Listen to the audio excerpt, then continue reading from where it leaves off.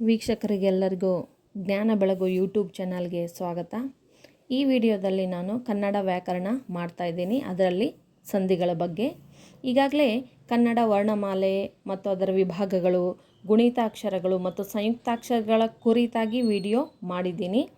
ಈ ಕನ್ನಡ ವ್ಯಾಕರಣದ ಕುರಿತಾಗಿ ಇರುವ video ICSE, CBSE, state syllabus ಅವ್ರಿಗೆ, ಹಾಗೆ ಎಲ್ಲ ಕಾಂಪಿಟೇಟಿವ್ ಎಕ್ಸಾಮ್ಗಳಿಗೂ ಕೂಡ ತುಂಬಾ ಹೆಲ್ಪ್ ಆಗುತ್ತೆ. ನಿಧಾನವಾಗಿ ಗಮನ ಕೊಟ್ಟು ಕೇಳಿ, ನೋಟ್ಸ್ ಕೂಡ ನೀವು ಮಾಡ್ಕೋಬಹುದು. ಸಂಧಿಗಳು. ಈ ಸಂಧಿಗಳನ್ನು ಯಾಕೆ ಕಲಿಬೇಕು, ಯಾಕೆ ಓದಬೇಕು? ಯಪ್ಪ ದೊಡ್ಡ ಕನ್ಫ್ಯೂಸ್ ಅಪ್ಪ. ಯಾವ ಸಂಧಿ, ಏನು ಎತ್ತ ಏನು ಗೊತ್ತಾಗೋದಿಲ್ಲ, ಇದರಿಂದ ಏನು ಉಪಯೋಗ ಅಂತ ನೀವು ಯೋಚನೆ ಮಾಡ್ತಿರ್ಬೋದು. ಈ ಸಂಧಿಗಳನ್ನು ಯಾಕೆ ಕಲಿಬೇಕು ಅಂದರೆ, ಮೊದಲನೇದಾಗಿ ಪದಗಳನ್ನು ಬಿಡಿಸೋದು ಹೇಗೆ ಅನ್ನೋದು ಇದರಿಂದ ತಿಳಿದು ಬರುತ್ತೆ. ಪದಗಳನ್ನು, ಎರಡು ಕೂಡಿರುವಂತಹ ಪದಗಳನ್ನು ಬಿಡಿಸಿ ಬರೆಯೋದು ಹೇಗೆ, ಪದಗಳನ್ನು ಬಿಡಿಸಿ ಬರೆಯಿರಿ ಅಂತ ಭಾಷಾಭ್ಯಾಸದಲ್ಲಿ ನಿಮ್ಗೆ ಕೊಟ್ಟಿರ್ತಾರಲ್ಲ, ಆ ಪದಗಳನ್ನು ಹೇಗೆ ಬಿಡಿಸೋದು ಅನ್ನೋದು ಇದರಲ್ಲಿ ಗೊತ್ತಾಗುತ್ತೆ. ಇನ್ನೊಂದು, ಪದಗಳು, ಆ ಬಿಡಿಸಿರ್ತಕ್ಕಂಥ ಎರಡು ಪದಗಳನ್ನು ನೀವು ಬಿಡಿಸಿರ್ತೀರಲ್ಲ, ಆ ಪದಗಳಲ್ಲಿ ಕನ್ನಡ ಪದಗಳು ಯಾವುದು, ಸಂಸ್ಕೃತ ಪದಗಳು ಯಾವುದು ಅನ್ನೋದು ಸಂಧಿಗಳನ್ನು ಕಲಿಯೋದ್ರಿಂದ ಗೊತ್ತಾಗುತ್ತೆ. ಬನ್ನಿ ಅದು ಹೇಗೆ ಅನ್ನೋದನ್ನು ನೋಡೋಣ. ಸಾಮಾನ್ಯ ಅರ್ಥದಲ್ಲಿ ಸಂಧಿ ಅಂದರೆ ಕೂಡುವುದು, ಸೇರುವುದು, ಜಾಯಿಂಟ್ ಅಂತ. ಮೊಣಕೈಯಲ್ಲಿ ಎರಡು ಎಲುಬುಗಳು ಸೇರಿ ಮಿಡ್ಲಲ್ಲಿ ಜಾಯಿಂಟ್ ಯಾವ ರೀತಿಯಾಗಿರುತ್ತೆ, ಸಂಧಿ ಅಂತಂದರೆ ಏನಿಲ್ಲಿ ಎರಡು ಪದಗಳು ಕೂಡೋದು ಅಥವಾ ಸೇರೋದು ಅಂತ ಅರ್ಥ ಕೊಡುತ್ತೆ. ಹಾಗಾದರೆ ವ್ಯಾಕರಣದ ಅರ್ಥದಲ್ಲಿ ಎರಡು ಅಕ್ಷರಗಳು ಪರಸ್ಪರ ಕಾಲ ವಿಳಂಬವಾಗದಂತೆ ಅರ್ಥಕ್ಕೆ ಅನುಸಾರವಾಗಿ ಸೇರುವುದನ್ನು ಸಂಧಿ ಎಂದು ಕರೆಯಲಾಗುತ್ತದೆ. ಎರಡು ಅಕ್ಷರಗಳು, ಇಲ್ಲಿ ಎರಡು ಅಕ್ಷರಗಳು ಅನ್ನೋದನ್ನು ಸರಿಯಾಗಿ ನೆನಪಲ್ಲಿಟ್ಕೋಬೇಕು. ಎರಡು ಅಕ್ಷರಗಳು ಸೇರ್ತಾ ಇದ್ದವು, ಅದು ಕಾಲ ವಿಳಂಬವಾಗದಂತೆ, ಅವು ಸೇರಿದಾಗ ಕಾಲ ವಿಳಂಬವಾಗೋದು ಅಂದರೆ ಏನಿಲ್ಲಿ ಹೆಚ್ಚಿನ ಸಮಯವನ್ನು ತೆಗೆದುಕೊಳ್ಳೋದಿಲ್ಲ. ಮತ್ತು ಇನ್ನೊಂದು, ಅರ್ಥಕ್ಕೆ ಅನುಸಾರವಾಗಿ ಅಂದರೆ ಅಲ್ಲಿ ಅರ್ಥ ಕೆಡದ ಹಾಗೆ. ಅಲ್ಲಿ ಎರಡು ಅಕ್ಷರಗಳು ಹೆಚ್ಚು ಸಮಯ ತೆಗೆದುಕೊಳ್ದೇನೆ ಸೇರ್ತಾವಲ್ಲ, ಸೇರಿದಾಗ ಅಲ್ಲಿ ಬರುವಂಥ ಇನ್ನೊಂದು ಪದ ಏನಿರುತ್ತೆ ನೋಡಿ, ಅಲ್ಲಿ ಅದರ ಅರ್ಥ ಕೆಡಬಾರ್ದು. ಹೀಗೆ ಅರ್ಥ ಕೆಡದೆ ಸೇರಿದರೆ ಅದನ್ನು ಏನಂತ ಕರೆಯಲಾಗುತ್ತೆ, ಸಂಧಿ ಅಂತ ಕರೆಯಲಾಗುತ್ತೆ. ಇಲ್ಲಿ ಎರಡು ಅಕ್ಷರಗಳು ಸೇರಿದ್ದು ಆ ಪದಕ್ಕೆ ಅರ್ಥ ಇಲ್ಲಪ್ಪ, ಅರ್ಥಹೀನ ಇದೆ ಅಂದರೆ ಅದು ಸಂಧಿ ಅಂತ ಅನ್ಸ್ಕೊಳ್ಳೋದಿಲ್ಲ. ಇಲ್ಲಿ ಸಂಧಿ ಕಾರ್ಯ ಮಾಡುವಾಗ ಪದಗಳ ಅರ್ಥ ಕೆಡದೇ ಇರೋದನ್ನು ಕೂಡ ಏನಾಗುತ್ತೆ, ಮುಖ್ಯವಾಗುತ್ತೆ. ಉದಾಹರಣೆಯಾಗಿ ನೋಡೋದಾದರೆ, ಪೂರ್ವ ಪದ ಪ್ಲಸ್ ಉತ್ತರ ಪದ = ಸಂಧಿ ಪದ. ಪೂರ್ವ ಪದ ಹೆಸರೇ ಸೂಚಿಸುವ ಹಾಗೆ, ಪೂರ್ವ ಅಂದರೆ ಮೊದಲಿನ ಪದ, ಫಸ್ಟ್ ವರ್ಡ್ ಏನಿರುತ್ತಲ್ಲ ಅದನ್ನು ಪೂರ್ವ ಪದ ಅಂತ ಕರೀತಾರೆ.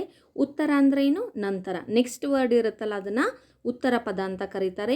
ಎರಡೂ ಸೇರಿ ಉಂಟಾಗಿರ್ತಕ್ಕಂಥ ಹೊಸ ಪದನ ಅದನ್ನೇನಂತ ಕರೀಲಾಗುತ್ತೆ, ಸಂಧಿ ಪದ ಅಂತ ಕರೀಲಾಗುತ್ತೆ.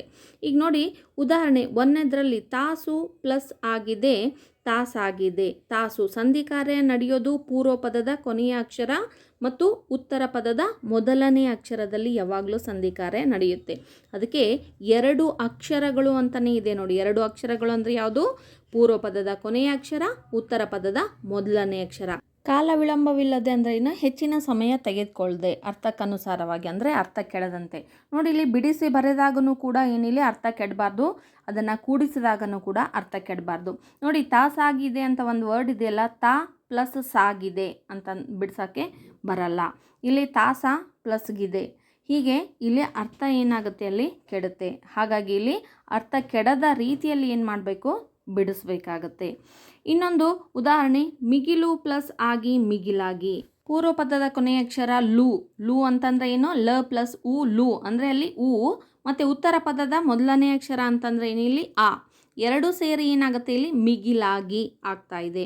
ಇನ್ನೊಂದು, ಎಂದು ಪ್ಲಸ್ ಎನ್ನಲು ಎಂದೆನಲು. ಎಂದು ಇಲ್ಲಿ ಏನು, ಉ ಎನ್ನುವಂಥದ್ದು ಪೂರ್ವ ಪದದ ಕೊನೆಯ ಅಕ್ಷರ ಉ, ಎ ಎನ್ನು ಉತ್ತರ ಪದದ ಮೊದಲನೇ ಅಕ್ಷರ ಎ. ಎರಡೂ ಸೇರಿ ಏನಿಲ್ಲಿ ಎಂದೆನಲು ಸಂಧಿ ಕಾರ್ಯ ನಡೀತಾ ಇದೆ. ಸತಾಯಿಸು, ಮೇಯದೆ, ಬಾ ಎಂದನು, ಇವೆಲ್ಲವುಗಳು ಕೂಡ ಏನಾಗಿದೆ, ಸಂಧಿಗಳಿಗೆ ಉದಾಹರಣೆ ಆಗಿದೆ. ಈ ಸಂಧಿಗಳಲ್ಲಿ ಎರಡು ಪ್ರಕಾರಗಳಿದ್ದಾವೆ. ಫಸ್ಟ್ ಒಂದು ಕನ್ನಡ ಸಂಧಿಗಳು, ಇನ್ನೊಂದು ಸಂಸ್ಕೃತ ಸಂಧಿಗಳು. ಈಗ ನಾವು ಕಲಿತಾ ಇರೋದು ಈ ವಿಡಿಯೋದಲ್ಲಿ ಕನ್ನಡ ಸಂಧಿಗಳು. ಅರ್ಥ: ಸಂಧಿಯಾಗುವ ಎರಡು ಪದಗಳು ಕನ್ನಡ ಇಲ್ಲವೇ ಒಂದು ಕನ್ನಡ ಮತ್ತೊಂದು ಸಂಸ್ಕೃತವಾಗಿದ್ದರೆ ಅದನ್ನು ಕನ್ನಡ ಸಂಧಿ ಎಂದು ಕರೆಯಲಾಗುತ್ತದೆ.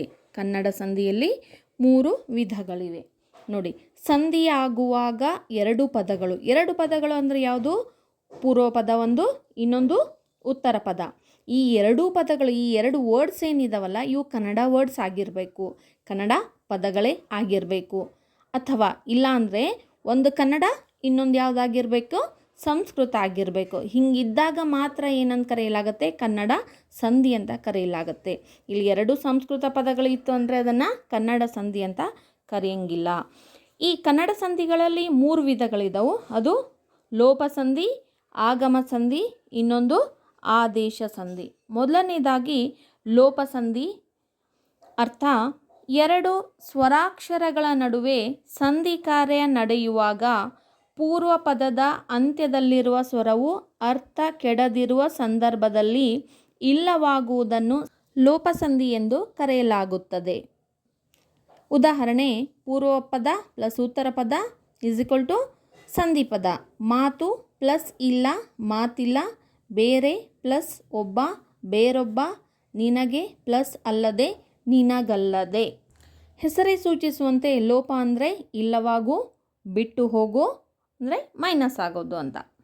ಎರಡು ಸ್ವರಾಕ್ಷರಗಳ ನಡುವೆ, ಇಲ್ಲಿ ಉದಾಹರಣೆ ಇದೆ ನೋಡಿ. ಪೂರ್ವ ಪದದ ಕೊನೆಯ ಅಕ್ಷರ, ಉತ್ತರ ಪದದ ಮೊದಲನೇ ಅಕ್ಷರ.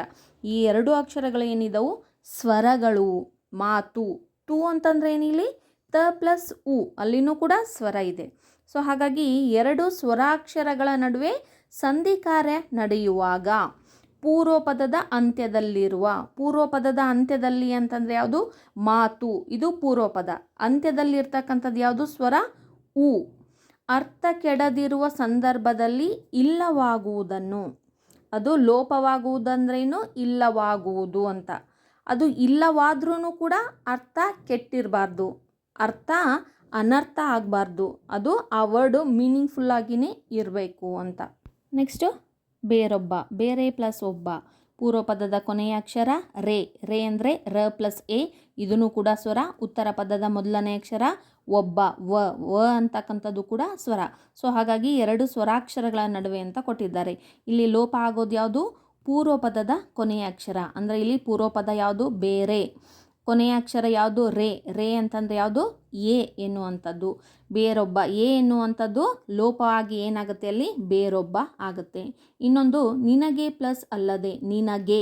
ಇಲ್ಲಿ ಪೂರ್ವ ಪದದ ಕೊನೆಯ ಅಕ್ಷರ ಯಾವುದು? ಗೆ ಅಂತಂದರೆ ಎ ಲೋಪವಾಗ್ತಾ ಇದೆ, ನಿನಗಲ್ಲದೆ ಆಗುತ್ತೆ ನೋಡಿ.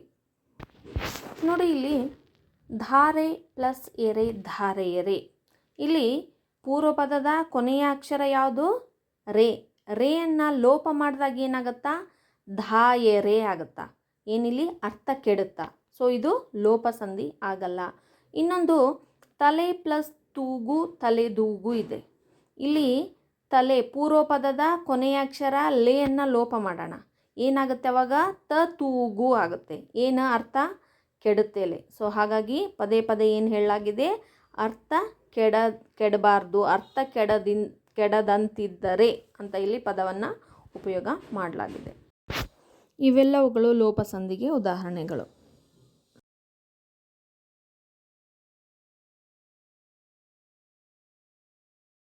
ಕನ್ನಡ ಸಂಧಿಯ ಮತ್ತೊಂದು ಪ್ರಕಾರ ಎರಡನೇದು ಆಗಮ ಸಂಧಿ.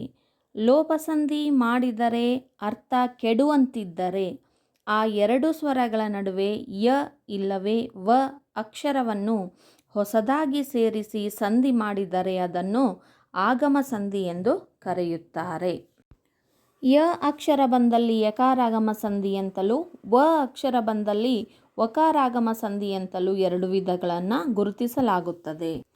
ಹೆಸರೇ ಸೂಚಿಸುವಂತೆ ಆಗಮ ಎಂದರೆ ಒಂದು ಅಕ್ಷರ ಬರುವುದು, ಒಂದು ಅಕ್ಷರ ಹೊಸದಾಗಿ ಬಂದು ಸೇರಿಕೊಳ್ಳುವುದು ಅಂತ. ಇಲ್ಲಿ ಅಂದರೆ ಲೋಪಸಂಧಿ ಮಾಡ್ತೀವಿ. ಲೋಪಸಂಧಿ ಮಾಡಿದಾಗ ಅಲ್ಲಿ ಅರ್ಥ ಕೆಡುತ್ತೆ, ಅನರ್ಥ ಆಗುತ್ತೆ, ಅರ್ಥ ಬರಲ್ಲ ಅಲ್ಲಿ. ಸೊ ಆಗ ಏನಿಲ್ಲಿ ಯ ಅಥವಾ ವ ಅಕ್ಷರಗಳನ್ನು ನಾವು ಹೊಸದಾಗಿ ಸೇರಿಸ್ತೀವಿ. ಸೇರಿಸಿ ಸಂಧಿ ಮಾಡಿದರೆ ಅದನ್ನು ಆಗಮ ಸಂಧಿ ಅಂತ ಕರೆಯಲಾಗುತ್ತೆ. ಉದಾಹರಣೆ ನೋಡೋಣ, ಇನ್ನೂ ಸರಿಯಾಗಿ ನಿಮಗೆ ಅರ್ಥ ಆಗುತ್ತೆ. ಗುರು ಪ್ಲಸ್ ಅನ್ನು ಗುರುವನ್ನು, ಪಿತೃ ಪ್ಲಸ್ ಅನ್ನು ಪಿತೃವನ್ನು, ಕೈ ಪ್ಲಸ್ ಅಲ್ಲಿ ಕೈಯಲ್ಲಿ, ಶಾಲೆ ಪ್ಲಸ್ ಇಂದ ಶಾಲೆಯಿಂದ. ಇಲ್ಲಿ ಲೋಪಸಂಧಿ ಮಾಡಿದಾಗ ಅರ್ಥ ಕೆಡುವಂತಿದ್ದಲ್ಲಿ ಒಂದು ಯ ಇಲ್ಲವೇ ವ ಅಕ್ಷರ ಹೊಸದಾಗಿ ಬಂದು ಸೇರಿಕೊಳ್ಳುತ್ತೆ, ಆಗಮ ಆಗುತ್ತೆ. ಹೌದಾ? ನೋಡೋಣ ಇಲ್ಲಿ ಫಸ್ಟ್ ಎಕ್ಸಾಂಪಲ್. ಗುರುವನ್ನು ಲೋಪಸಂಧಿ ಅಂತಂದರೆ ಇನ್ನಿಲ್ಲಿ ಪೂರ್ವ ಪದದ ಕೊನೆಯ ಅಕ್ಷರ ಗುರು ಅಂದರೆ ಹೂವನ್ನು ಲೋಪ ಮಾಡಿದಾಗ ಏನಾಗುತ್ತೆ, ಇಲ್ಲಿ ಗುರನ್ನು ಅಂತ ಅರ್ಥ ಆಗುತ್ತೆ ಇಲ್ಲಿ. ಅಂದರೆ ಇದು ಅರ್ಥ ಕೊಡಲ್ಲ. ಸೊ ಹಾಗಾಗಿ ಇಲ್ಲಿ ಅರ್ಥ ಕೆಟ್ಟು ಹೋಗುತ್ತೆ. ಅಲ್ಲಿ ಅರ್ಥ ಕೆಡಬಾರ್ದು ಅಂತಂದರೆ ಅಲ್ಲಿ ನಾವೇನು ಸೇರಿಸ್ತಾ ಇದ್ದೀವಿ, ವ ಅಕ್ಷರವನ್ನು ಆ ಒಂದು ಶಬ್ದಕ್ಕೆ ಅರ್ಥಕ್ಕೆ ಅನುಸಾರವಾಗಿ. ಇಲ್ಲಿ ಯ ಸೇರ್ಸೋಕ್ಕಾಗಲ್ಲ, ಯ ಸೇರಿಸಿದ್ರೂ ಅರ್ಥ ಕೆಡುತ್ತೆ. ಸೊ ಇಲ್ಲಿ ವ ಸೇರಿಸಿದ್ರೆ ಏನಾಗುತ್ತೆ, ಇಲ್ಲಿ ಕರೆಕ್ಟ್ ಆಗುತ್ತೆ. ಸೊ ಹಾಗಾಗಿ ಇಲ್ಲಿ ವ ಸೇರಿಸ್ತಾ ಇದ್ದೀವಿ.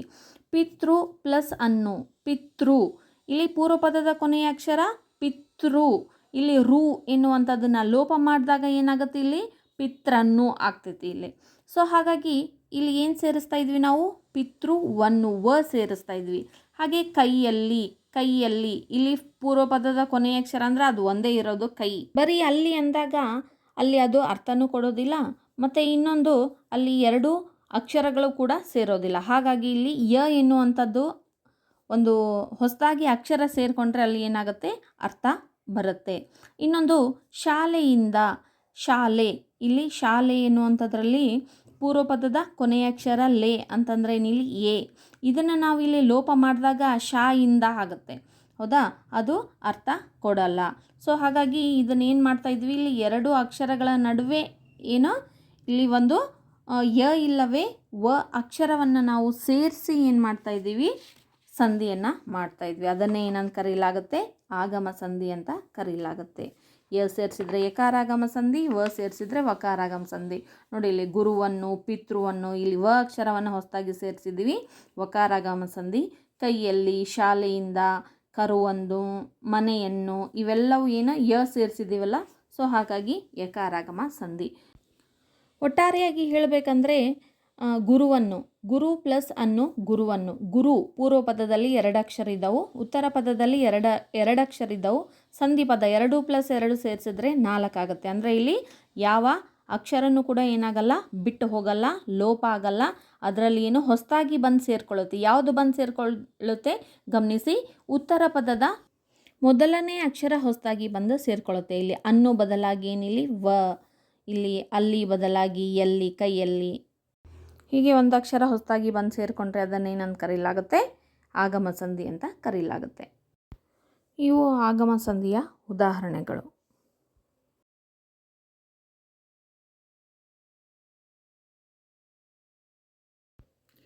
ಕನ್ನಡ ಸಂಧಿಯ 3ನೇ ವಿಧ ಆದೇಶ ಸಂಧಿ. 2 ಅಕ್ಷರಗಳ ನಡುವೆ ಸಂಧಿ ಕಾರ್ಯ ನಡೆಯುವಾಗ ಉತ್ತರ ಪದದ ಆದಿಯಲ್ಲಿರುವ ಕ, ತ, ಪ ವ್ಯಂಜನಗಳಿಗೆ ಕ್ರಮವಾಗಿ ಗ, ದ, ಬ ವ್ಯಂಜನಗಳು ಬದಲಿಯಾಗಿ ಬರುವುದನ್ನು ಆದೇಶ ಸಂಧಿ ಎಂದು ಕರೆಯಲಾಗುತ್ತದೆ. ಉದಾಹರಣೆ, ಮಳೆ ಪ್ಲಸ್ ಕಾಲ ಮಳೆಗಾಲ, ಬೆಟ್ಟ ಪ್ಲಸ್ ತಾವರೆ ಬೆಟ್ಟದಾವರೆ, ಹೂ ಪ್ಲಸ್ ಪುಟ್ಟಿ ಹೂಬುಟ್ಟಿ.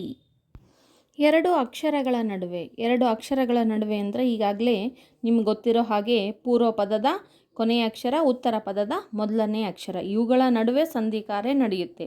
ಆಗ ಉತ್ತರ ಪದದ ಆದಿಯಲ್ಲಿರುವ ಉತ್ತರ ಪದ ಏನಿದೆಯಲ್ಲ, ಎಕ್ಸಾಂಪಲ್ ಇದೆ ಅಲ್ಲ, ಕಾಲ, ತಾವರೆ, ಪುಟ್ಟಿ, ಅದು ಉತ್ತರ ಪದ. ಮೊದಲನೇ ಅಕ್ಷರ ಅಂದರೆ ಯಾವುದು, ಕ, ತ, ಪು.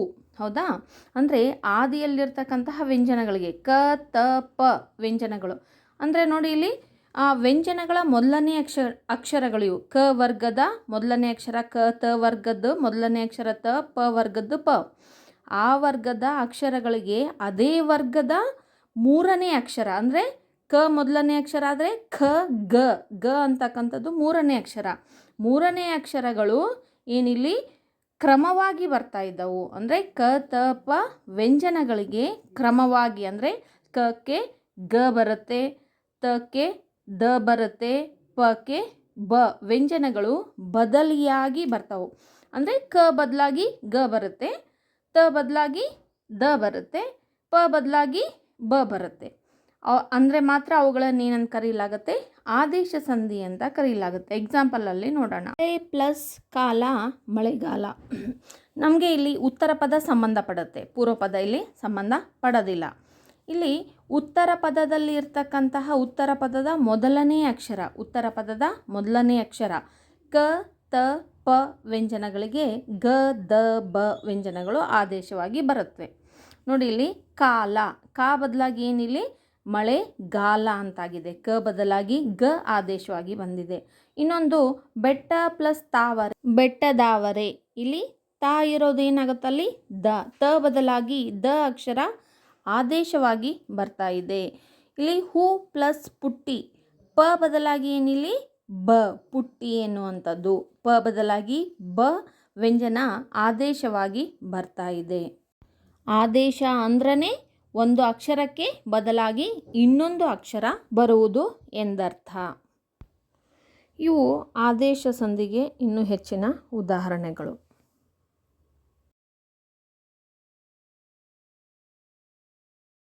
ಈವರೆಗೆ ನೀವು ಕಲ್ತಿರೋದು ಕನ್ನಡ ಸಂಧಿಗಳು. ಮುಂದಿನ ವಿಡಿಯೋದಲ್ಲಿ ಸಂಸ್ಕೃತ ಸಂಧಿಗಳನ್ನು ಕಲಿಯೋಣ. ಇಲ್ಲಿವರೆಗೆ ನನಗೆ ಸಪೋರ್ಟ್ ಮಾಡ್ತಾ ಬಂದಿದ್ದೀರಾ, ಎಲ್ಲ ವಿಡಿಯೋಗಳನ್ನು ನೋಡ್ತಾ ಬಂದಿದ್ದೀರಾ. ಹಾಗೆ ನಿಮ್ಮ ಸಪೋರ್ಟ್ ಮುಂದುವರಿಲಿ ಅಂತ ಹೇಳ್ತಾ ಈ ಚಾನಲನ್ನು ಸಬ್ಸ್ಕ್ರೈಬ್ ಮಾಡಿ, ಲೈಕ್ ಮಾಡಿ ಮತ್ತು ಶೇರ್ ಮಾಡಿ. ಧನ್ಯವಾದಗಳು.